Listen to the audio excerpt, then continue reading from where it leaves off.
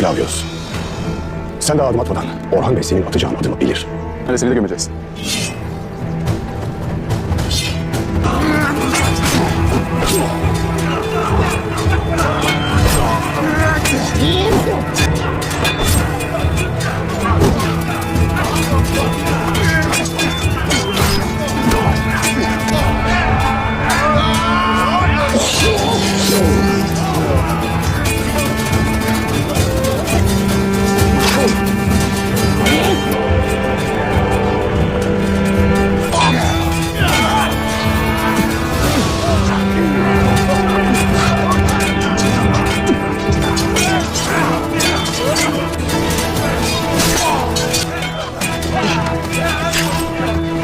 Kaç bakalım.